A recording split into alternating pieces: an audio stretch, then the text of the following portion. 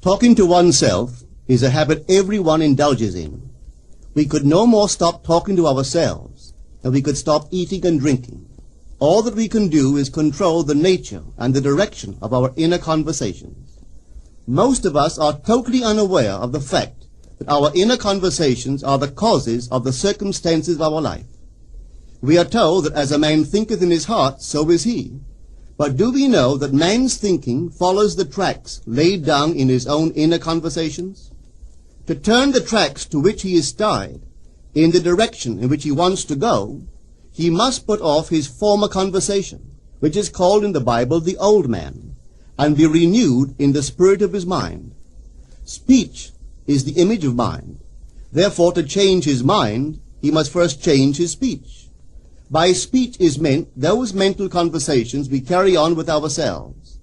The world is a magic circle of infinite possible mental transformations, for there are an infinite number of possible mental conversations. When man discovers the creative power of inner talking, he will realize his function and his mission in life. Then he can act to a purpose. Without such knowledge, he acts unconsciously. Everything is a manifestation of the mental conversations which go on in us without our being aware of them. But as civilized beings, we must become aware of them and act with a purpose. A man's mental conversations attracts his life. As long as there is no change in his inner talking, the personal history of the man remains the same. To attempt to change the world before we change our inner talking is the struggle against the very nature of things.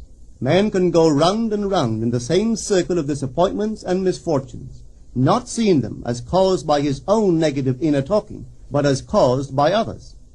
This may seem far-fetched, but it is a matter which lends itself to research and experiment. The formula the chemist illustrates is not more certainly provable than the formula of this science by which words are clothed in objective reality. One day a girl told me of her difficulties in working with her employer. She was convinced that he unjustly criticized and rejected her very best efforts. Upon hearing her story, I explained that if she thought him unfair, it was a sure sign that she herself was in need of a new conversation piece. There was no doubt but that she was mentally arguing with her employer, for others only echo that which we whisper to them in secret. She confessed that she argued with him mentally all day long. When she realized what she had been doing, she agreed to change her inner conversations with her employer. She imagined that he had congratulated her on her fine work, and that she, in turn, had thanked him for his praise and kindness. To her great delight, she soon discovered that her own attitude was the cause of all that befell her. The behavior of her employer reversed itself. It echoed, as it had always done, her mental conversations with him. I rarely see a person alone without wondering to what conversation piece is he tied. On what mysterious track is he walking? We must begin to take life consciously, for the solution of all problems lies just in this. The second man, the Lord from heaven in all of us, is trying to become self-conscious in the body, that he may be about his Father's business. What are his labors? To imitate his Father, to become master of the Word, master of his inner talking, that he may mold this world of ours into a likeness with the kingdom of love. The prophet said, "Be ye imitators of God as dear children." How would I imitate God? Well, we are told that God calls things that are not seen as though they were seen, and the unseen become seen. This is the way the girl called forth praise and kindness from her employer. She carried on an imaginary conversation with her employer from the premise that he had praised her work, and he did. Our inner conversations represent in various ways the world we live in. Our individual worlds are self-revelations of our own inner speech. We are told that every idle word that men shall speak, they shall give account thereof. For by their words they shall be justified, and by their words they shall be condemned. We abandon ourselves to negative inner talking, yet expect to retain command of life. Our present mental conversations do not recede into the past as man believes, They advanced into the future to confront us as wasted or invested words. My word, said the prophet, shall not return unto me void, but it shall accomplish that which I please, and it shall prosper in all the things whereto I sent it. How would I send my word to help a friend? I would imagine that I am hearing his voice, that he is physically present, that my hand is on him. I would then congratulate him on his good fortune, tell him that I have never seen him look better. I would listen as though I heard him. I would imagine that he is telling me he has never felt better, he has never been happier.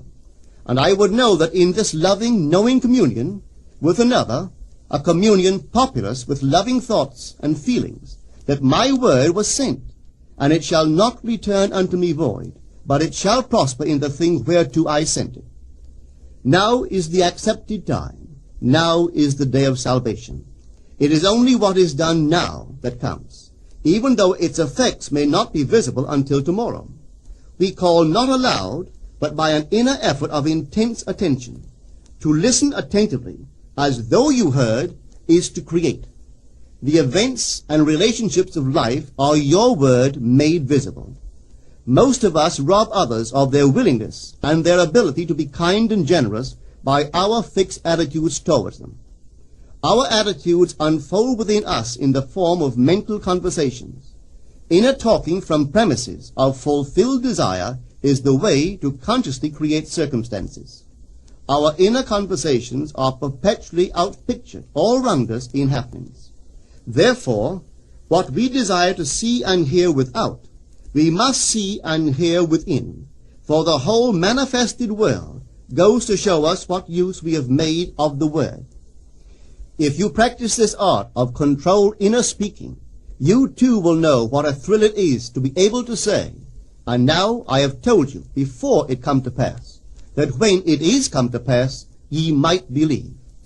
You will be able to consciously use your imagination to transform and channel the immense creative energies of your inner speech from the mental, emotional level to the physical level.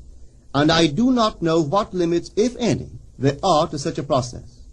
What is your aim? Does your inner talking match it? It must, you know. If you would realize your aim, for as the prophet asked, can two walk together except they be agreed? And of course the answer is no, they cannot. The two who must agree are your inner conversation and the state desired. That is, what you desire to see and hear without, you must see and hear within. Every stage of man's progress is made by the conscious exercise of his imagination, matching his inner speech to his fulfilled desire. As we control our inner talking, matching it to our fulfilled desires, we can lay aside all other processes. Then we simply act by clear imagination and intention. We imagine the wish fulfilled and carry on mental conversations from that premise. The right inner speech is the speech that would be yours were you to realize your ideal. In other words, it is the speech of fulfilled desire. Now you will understand how wise the ancient was when he told us in the Hermetica, there are two gifts which God has bestowed upon man alone, and on no other mortal creature. These two are mind and speech, and the gift of mind and speech is equivalent to that of immortality. If a man uses these two gifts rightly, he will differ in nothing from the immortals. And when he quits his body, mind and speech will be his guides, and by them he will be brought into the troop of the gods and the souls that have attained to bliss. With the gift of mind and speech, you create the conditions and circumstances of life. In the beginning was the Word, and the Word was with God, and the Word was God. The Word, said Hermes, is Son, and mind is Father of the Word. They are not separate one from the other, for life is the union of word and mind. You and your inner talking or word are one.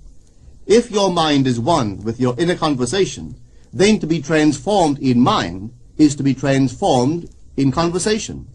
It was a flash of the deepest insight that taught Paul to write, put off the former conversation, the old man, which is corrupt, and be renewed in the spirit of your mind. Put on the new man. Put on the new man, and be renewed in the spirit of your mind, is to change your inner conversation, for speech and mind are one. A change of speech is a change of mind. The prophet Samuel said, "The Lord spake by me, and his word was in my tongue." If the Lord's word was in the prophet's tongue, then the Lord's mouth that uttered the word must be the prophet's mind. For inner conversations originate in the mind and produce little tiny speech movements in the tongue. The prophet is telling us that the mouth of God is the mind of man, that our inner conversations are the word of God, creating life about us as we create it within ourselves. In the Bible you are told that the word is very near to you, in your mouth and in your heart, that you may do it. See, I have set before you this day life and good, death and evil, blessings and cursings. Choose life. The conditions and circumstances of life are not created by some power external to yourself. They are the conditions which result from the exercise of your freedom of choice, your freedom to choose the ideas to which you will respond. Now is the accepted time. This is the day of salvation. Whatsoever things are of good report, think on these things.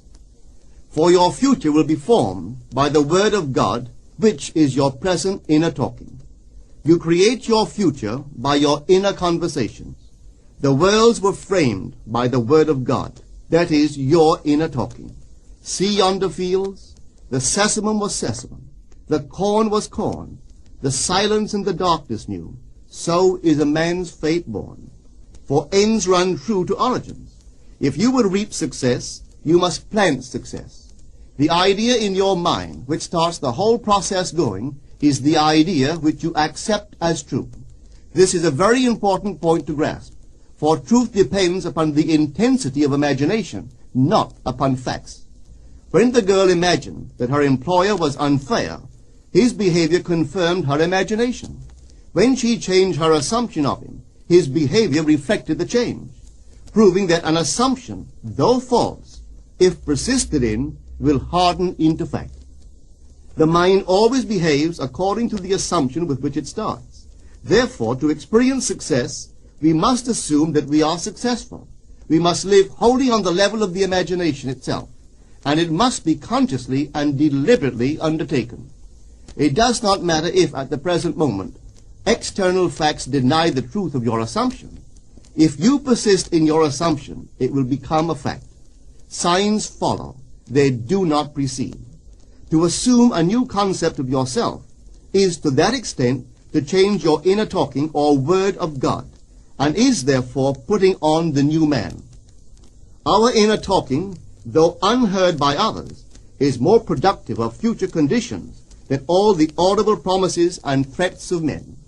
Your ideal is waiting to be incarnated, but unless you yourself offer it human parentage, it is incapable of birth. You must define the person you wish to be, and then assume the feeling of your wish fulfilled, in faith that that assumption will find expression through you. The true test of religion is in its use, but men have made it a thing to defend. It is to you that the words are spoken. Blessed is she that believed, for there shall be an accomplishment of those things which are spoken unto her from the Lord. Test it, try it. Conceive yourself to be one that you want to be, and remain faithful to that conception. For life here is only a training ground for image making. Try it and see if life will not shape itself on the model of your imagination. Everything in the world bears witness of the use or misuse of man's inner talking. Negative inner talking, particularly evil and envious inner talking, are the breeding ground of the future battlefields and penitentiaries of the world. Through habit, man has developed a secret affection for these negative inner conversations. Through them he justifies failure, criticizes his neighbors, gloats over the distress of others, and in general pours out his venom on all. Such misuse of the word perpetuates the violence of the world. The transformation of self requires that we meditate on a given phrase, a phrase which implies that our ideal is realized, and inwardly affirm it over and over and over again until we are inwardly affected by its implication, until we are possessed by it. Hold fast to your noble inner convictions or conversations. Nothing can take them from you but yourself. Nothing can stop them from becoming objective facts. All things are generated out of your imagination by the Word of God, which is your own inner conversation. And every imagination reaps its own words, which it has inwardly spoken. The great secret of success is a controlled inner conversation from premises of fulfilled desire. The only price you pay for success is the giving up of your former conversation, which belongs to the old man, the unsuccessful man. The time is ripe for many of us to take conscious charge in creating heaven on earth. To consciously and voluntarily use our imagination to inwardly hear and say only that which is in harmony with our ideal is actively bringing heaven to earth. Every time we exercise our imagination lovingly on behalf of another, we are literally mediating God to that one. Always use your imagination masterfully, as a participant, not an onlooker. In using your imagination to transform energy from the mental, emotional level to the physical level, extend your senses. Look and imagine that you are seeing what you want to see, that you are hearing what you want to hear, and touching what you want to touch. Become intensely aware of doing so. Give your imaginary state all the tones and feeling of reality. Keep on doing so until you arouse within yourself the mood of accomplishment and the feeling of relief. This is the active, voluntary use of the imagination, as distinguished from the passive, involuntary acceptance of appearances. It is by this active, voluntary use of the imagination that the second man, the Lord from heaven, is awakened in man. Men call imagination a plaything, the dream faculty, but actually it is the very gateway of reality. Imagination is the way to the state desired. It is the truth of the state desired, and the life of that state desired. Could you realize this fully, then would you know that what you do in your imagination is the only important thing. Within the circle of our imagination, the whole drama of life is being enacted over and over again. Through the bold and active use of the imagination, we can stretch out our hand and touch a friend 10,000 miles away and bring health and wealth to the parched lips of his being. It is the way to everything in the world. How else could we function beyond our fleshly limitations? But imagination demands of us a fuller living of our dreams in the present. Through the portals of the present, the whole of time must pass. Imagine elsewhere as here, and then as now. Try it and see. You can always tell if you've succeeded in making the future dream a present fact by observing your inner talking.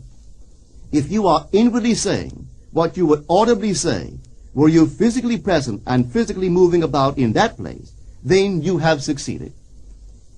And you could prophesy it from these inner conversations and from the moods which they awaken within you, what your future will be. For one power alone makes a prophet, imagination, the divine vision. All that we meet is our word made visible, and what we do not now comprehend is related by affinity to the unrecognized forces of our own inner conversations and the moods which they arouse within us. If we do not like what is happening to us, it is a sure sign that we are in need of a change of mental diet.